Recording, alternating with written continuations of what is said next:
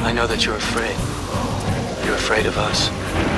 You're afraid of change. From the National Transportation Safety Board in 2006. Scale animations created by FAA-certified pilot and founder of Pilots for 9/11 Truth, Robert Balsamo, based off heading provided by the NTSB.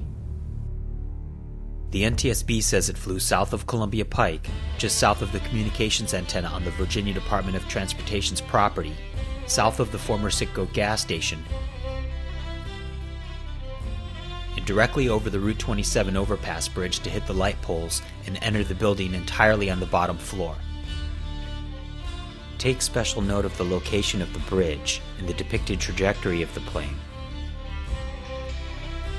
But don't forget, although the Southern Approach heading reported by the NTSB does match with what was reported by the 9/11 Commission, the final altitude reported was 699 feet above sea level, making the final descent and pull-up to hit the light poles and be low in level as shown in the Department of Defense 2006 release security video physically impossible.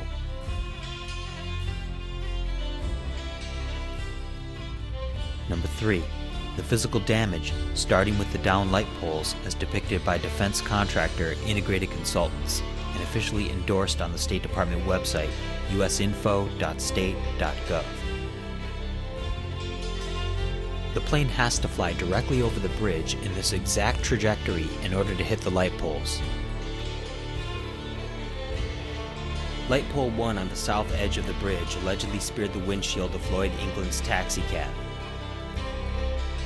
Light pole 2 on the north edge of the bridge was hidden on a steep hill in the bushes, completely unnoticeable to passing motorists. Light pole 3 was off to the side in the median of a cloverleaf exit ramp. Light pole 4 was concealed on a decline with a guardrail in front of it. Light pole 5 was also concealed on a decline. So the exact location of the light poles is only acknowledged by corporate proxy, as they have failed to address this in any official report. In fact, the Virginia Department of Transportation is in control of light pole maintenance, and when asked via Freedom of Information Act requests, they denied having any documentation as to the exact location of the poles that were allegedly downed on 9/11 and later replaced.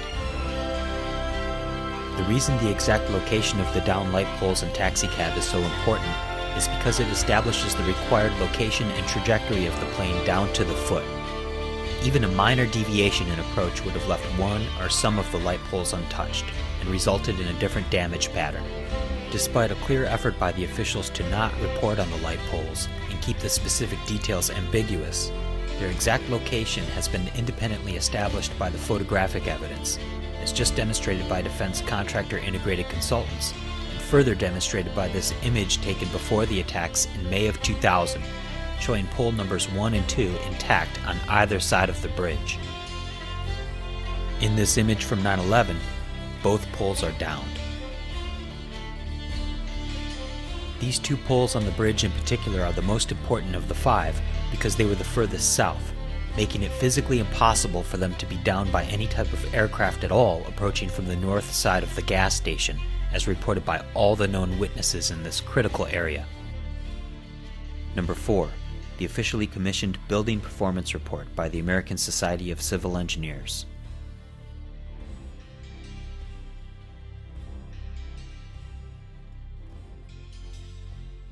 They published the following images depicting a southern approach angle of the plane.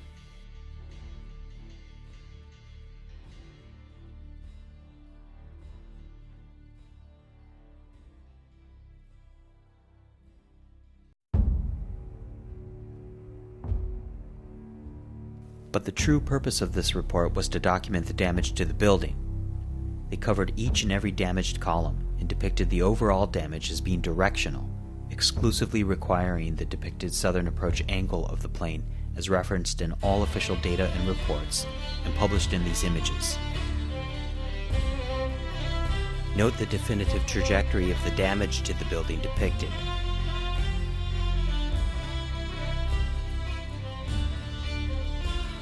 Starting with the anomalous alleged impact into the outer facade of the building's E-ring,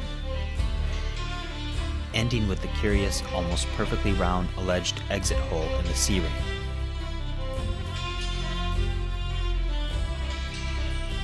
The ASCE also established the required low and level impact into the bottom floor of the building. They reported on page 28, quote, "The aircraft seems for the most part to have slipped between the first floor slab, on grade, and the second floor."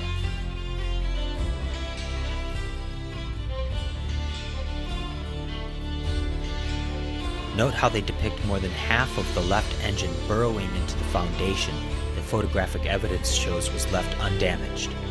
Yet they didn't depict or report any foundation damage.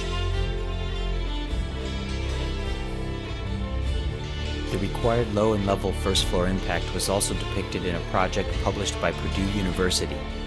Note how they avoided the problem caused by the low-hanging engines of the plane by simply not including them in the animation at all.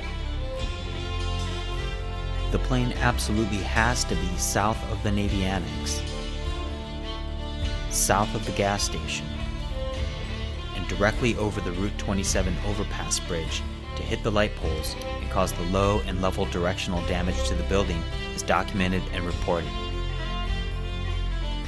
There is no room for error in the official flight path at all, so these critical details should have been easily confirmed by the witnesses.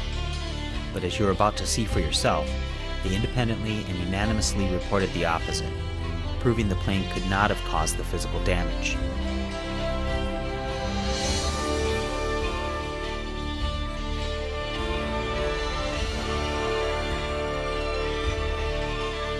Virtually all of the following first-hand witness accounts were video recorded on location, and they have been categorized into 5 separate and opposing vantage points.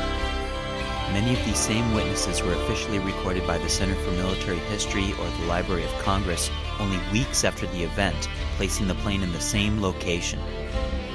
This eliminates the notion that their accounts are inaccurate from faded memory due to the amount of time between the event and their recorded independent interviews a few years later.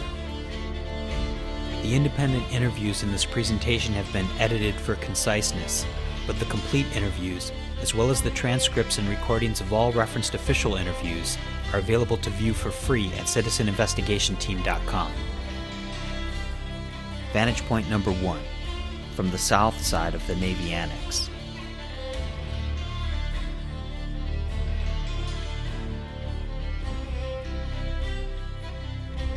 Edward Paik, auto mechanic, independent interview recorded November 4th, 2006. It almost hit these roofs over here. Yeah. So we saw it fly. It was coming from like this way, coming from there to this way. Okay. And then at the time, feeling it looks like the almost hit my roof, that much lower. Kind of the body side over the building, and the wing is this way. Oh, so you're saying the body was over the building? Yeah, little over here. The body, the fan over body here. Okay. Body's there, okay. The wing is the right wing. That's the direction.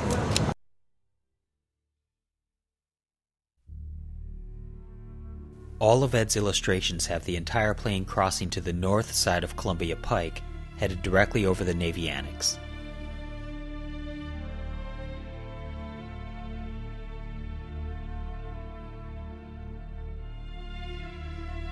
All animations of witness vantage points were created by pilots for 9/11 Truth for their presentation 9/11 Attack on the Pentagon, and are based off a hypothetical average of all witness illustrations reported. This is a reconstruction of what Ed describes. Note how the aircraft continues directly over the Navy Annex as illustrated by Edward. If the aircraft were on the south path, as required by the physical damage and official data, this is what Ed would have seen from his position. Ed does not describe anything as such, and has the entire plane on the north side of Columbia Pike, and directly over the Navy Annex, where it was picked up by the next witness, who is an aviator, adding professional credibility to his account. Terry Marin, Program Manager for Sparta Inc. at the Navy Annex.